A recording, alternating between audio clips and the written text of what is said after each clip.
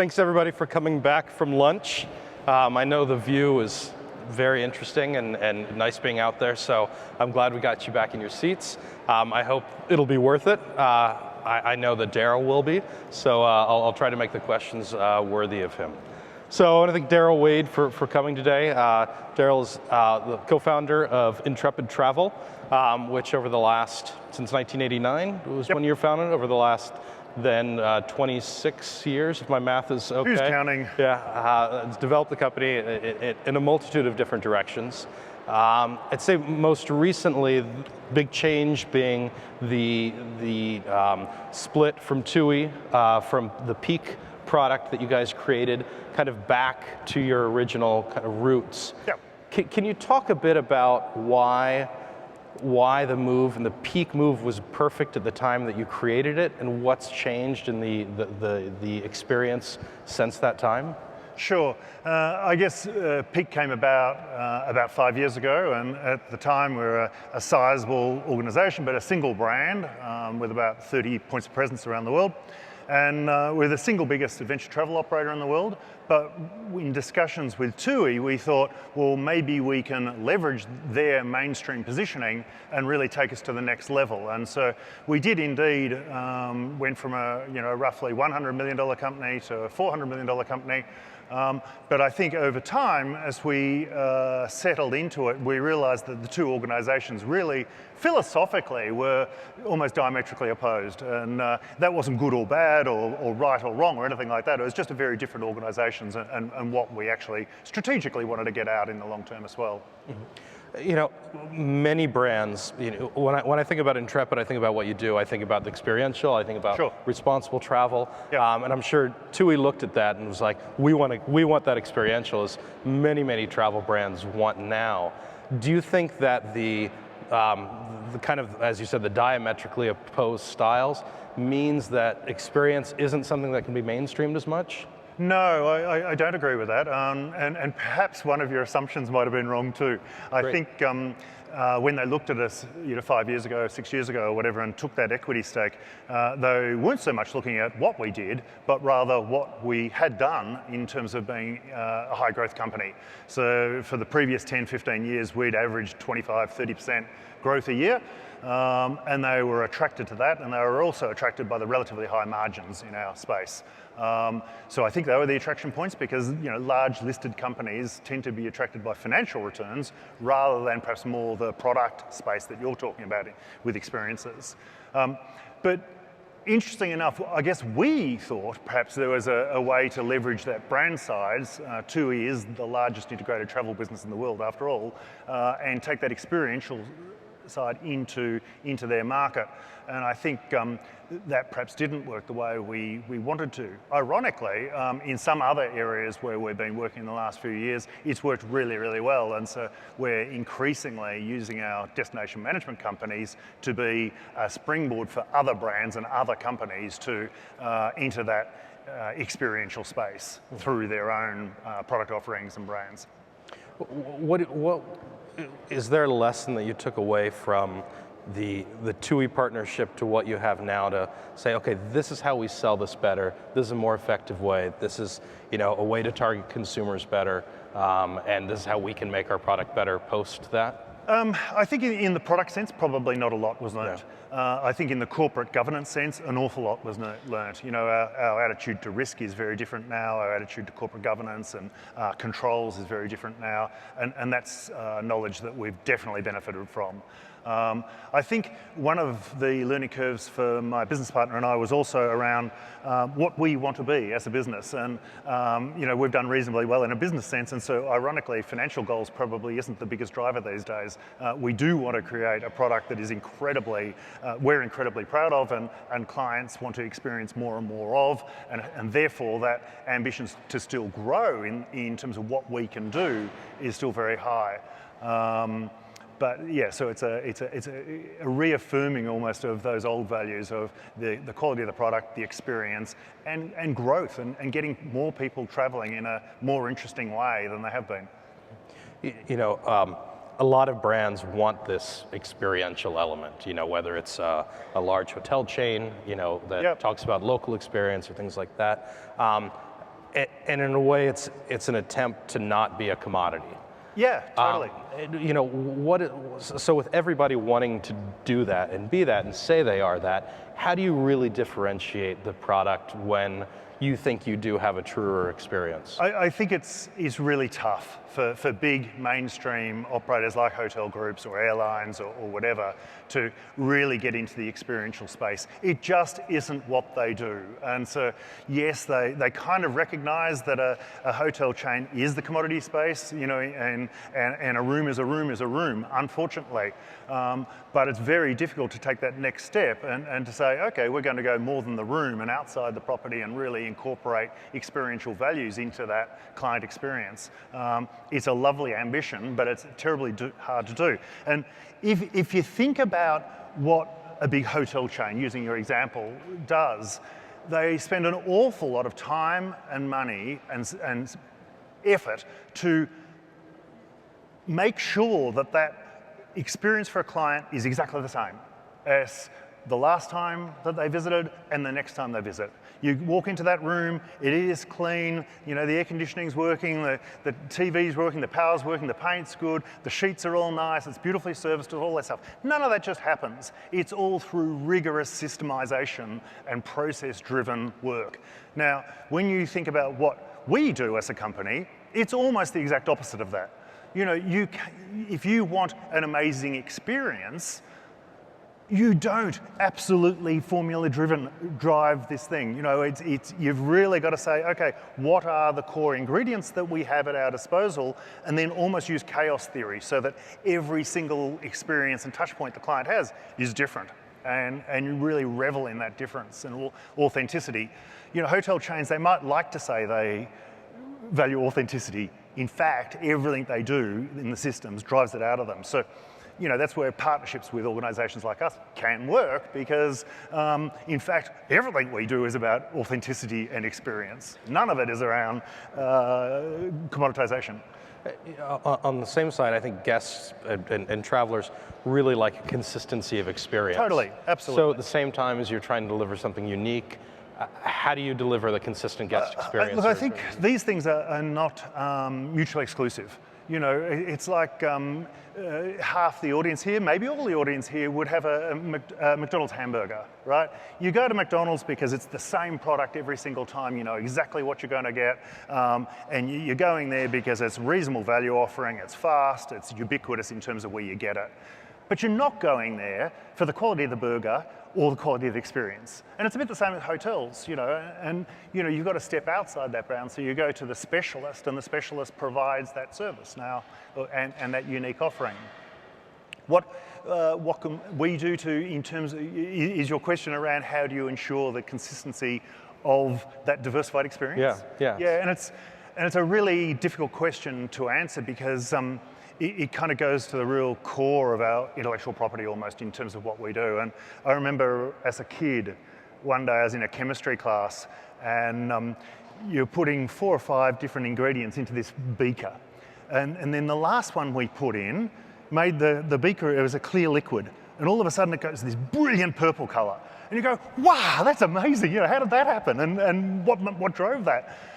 And I have no idea to this day, but presumably a chemist or a physicist knows what happened that day. And it's a bit like that with what we do. Yeah. You can have key ingredients, you know, there's accommodation and transport and people and all the rest of it, but you add little sparks in that crucible, if you like, of the experience, and then all of a sudden that client is going, wow, that's amazing, that's the best thing I've ever done, that's what I want to do again and again and again, and it becomes the drug of experience. Right. So kind of the big story in terms of experience right now for the US market is Cuba. So walls are coming down, opportunities are rising. You know, for years it's been this product where you go and you pay a lot of money for kind of this person-to-person type of experience, which will likely continue because that's still kind of the pitch.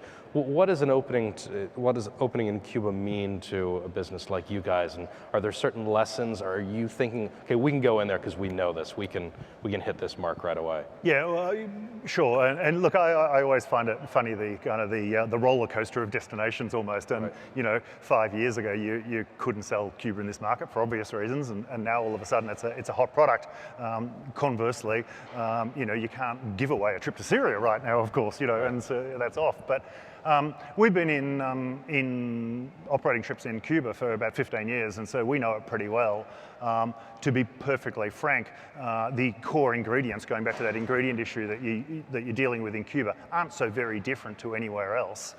And to a certain honest point, you probably have a not completely dissimilar experience in Guatemala or Nicaragua as you do in Cuba as well.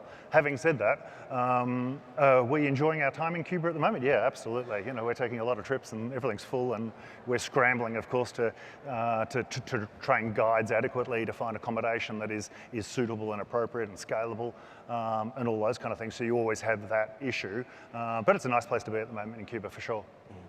You mentioned guides. Guides are kind of at the core, at least, of your customer experience. They're Totally, the ones, yep, they don't talk to you on the phone. They don't hang out with you. Just as well, probably. Yeah, they hang out with the guides. How do you provide a path for guides, so one, that they're loyal because there are other competing products out there, a path to success for guides? Yeah, we know that travel is often a great passageway to middle class and higher incomes for people. Yeah. What's the Intrepid path? It's interesting. When we started 25 years ago, we used to use almost entirely Western guides, or leaders as we call them. And as the business scaled, we realized we had to start using local guides and leaders. But one of the interesting takeaways was that a local person who's a guide will stay with you for a lot longer than a Western person will, because a Western person will do it as a rite of passage, maybe 2 years, maybe 4. We've had local guides with us for 10, 15 years now, who show no sign of leaving, and if anything, are better than they started. So that's kind of interesting, and I think it's because well, I guess presumably they like what they're doing, but beyond that, the income that can be provided, particularly in developing countries, is vastly higher than a conventional job, if you like. So you'll be getting more money as a guide than you would as an accountant or a teacher or whatever.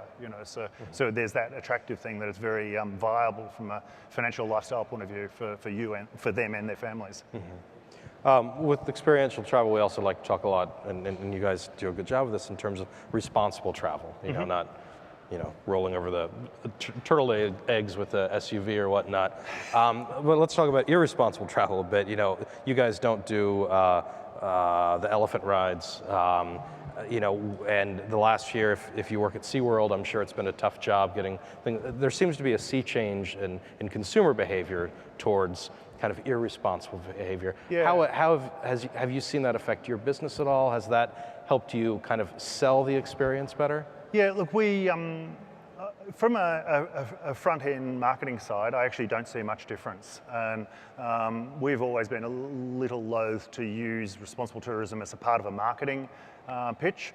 It's more, we prefer it when clients are on the ground with us and they see what we do and they start to understand why we do it, more to the point that they will be more likely to be a return traveller with us and come back and tell their friends and tell their agents and all the rest of it, so that we grow that way. I think, going out ahead of travel to a client and saying, oh, we're great because, it's a bit hollow. It's better to demonstrate it on the ground and then get respect that way.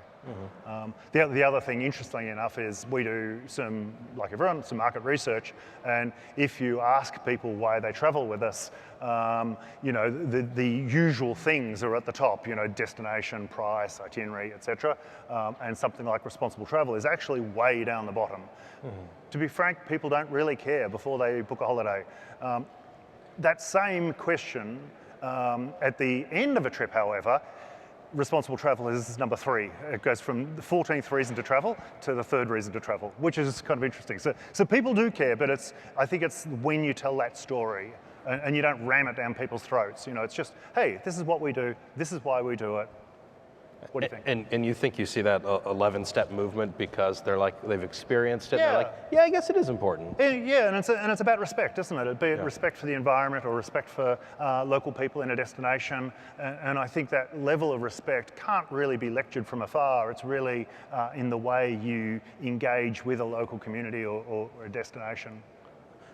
So you guys are responsible. You do good things, you know. Gee, thanks. But at the end of the day, you're still a business. Sure. And so how do you know, what's the business case for this travel in the way that you like to do it, and you're responsible? Look, you know, way? is there or is there not? I don't know. How do you prove things? Well, apparently like that? there It's is. a bit like that Yeah. flask. Why does it turn purple? I don't know. Yeah. But you know, all I know is that for 25 years we've been behaving in a certain way, and the first year our business took 45 clients. This year we'll take 250,000 clients. You know, so and you know, underlying it, the way we behave on the ground hasn't really changed. So it works for us. Right.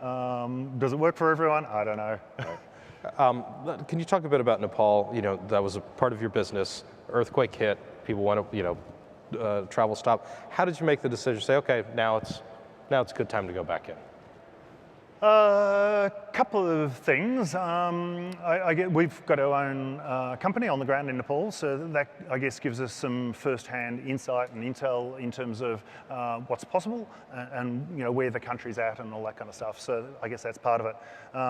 The second part was more formal than that, in that we did a safety research piece with a geotechnical company called Mamioto, who's a US-based company. They flew a team into Nepal. We worked with the World Bank to undertake a geotechnical survey of key towns and also trekking trails, bridges, yada, yada, yada, to make sure it was safe. Obviously, you can't take someone to somewhere that's not safe. So once that report was issued and it was deemed safe, so it is okay physically to go to Nepal, then you've got to say, okay, well, does anyone actually want to go to Nepal? What are the benefits to the Nepalese people, or indeed to our own company or whatever? But we're in a funny situation where we're the biggest ground operator in Nepal, but it's not in our top 10 of destinations. So we could make a judgment that wasn't going to materially hurt our business, but could have a material benefit to Nepal. And so what we decided to do was just say, okay, look, let's encourage people to go to Nepal because it is creating employment, it is helping the rebuilding process for Nepal, and it's bringing money into the country, which is desperately needed post-earthquake. How will we encourage them? Well, we'll get some journalists on the ground and writing stories, but we'll also just say, okay, for the next 12 months, we will donate every single dollar of profit back to rebuilding efforts in Nepal, so that we've almost got a no conflict of interest, if you like, by promoting Nepal. And so we, you know, hopefully with a bit of luck, we'll raise $1 million in this year to Nepalese relief efforts, which are going into 5 non-government organisations on the ground in Nepal to do their work. And did your product change at all? Or was it, okay, this happened, so we're going to take people and see, you know? No, we're not big on taking people to see on things like that. It can become a little bit voyeuristic, and I don't think that's a good thing for the client or the destination. We do talk about issues, of course, and you know, in certain places where it is appropriate, yes, we'll go there. So Durbar Square, right in the centre of Kathmandu, the beautiful World Heritage sites, stupas and whatnot. It's a mess. You know, it's awful, but you can walk through there. You're not impacting anyone's lives, and you can see firsthand what's happened in Nepal.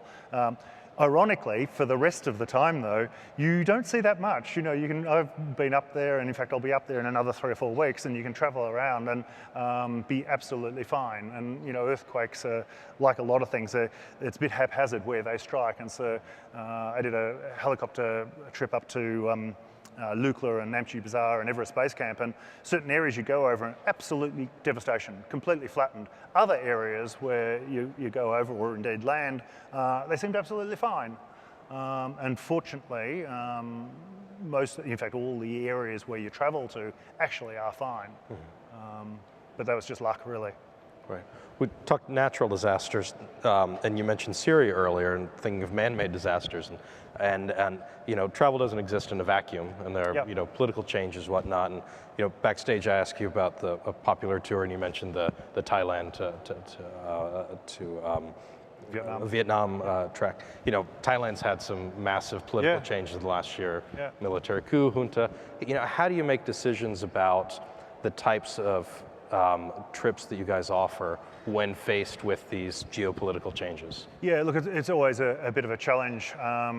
We've got a lot of operating entities in different countries, and at various times they're impacted. So, you know, our business in Egypt still is not doing at all well, just because not many people are wanting to travel to Egypt at the moment. I was there a few months back, and you know, you're talking to your office staff and you're saying, look guys, you know, we're doing as much as we can, but I know you're not terribly busy, and you know, there's just not a lot you can do. Conversely, there will be other destinations that get more popular. At the end of the day, planes leaving America are still full, or leaving Australia, or leaving Germany, or leaving England, or whatever. And so they're going places, aren't they? People want to travel. And so from our point of view at a macro level, you just ensure you've got enough capacity in different places to cater for that global demand. And so you move it around, but you know, no amount of persuasion or money or anything else will take people to traveling into, well, definitely not Syria. Right, right. Well, I want to 30 years ago, I had a great time in Syria, but it won't be for a while. Well, I want to thank you for your time today and talking to us, and thank you. Thanks, Jason. Thanks. We write a lot about tours and activities, startups that have a lot of money has been pumped into them.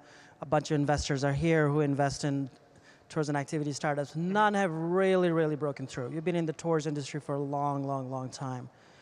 What do you think is missing? I mean, you have had some sort of startup efforts of your own in your company, hit or miss. So what do you think is missing? Are investors, you know, sinking their money for no returns? No, look, I think, am I still on? Yes. Yeah. I think, you know, the startup community, I work quite a bit in the startup space, not just from Intrepid's perspective, but also outside. And startups, invariably, you are going to start 100 companies and maybe in 5 years' time, 10 of them are still working. Maybe. So therefore, investor money is being burnt. Now, you know, there's a lot of startups going on at the moment, and in 5 years' time, how many of those will be around? Who knows? Therefore, are investors burning money? In some cases, sure. But in other cases, they're doing really well.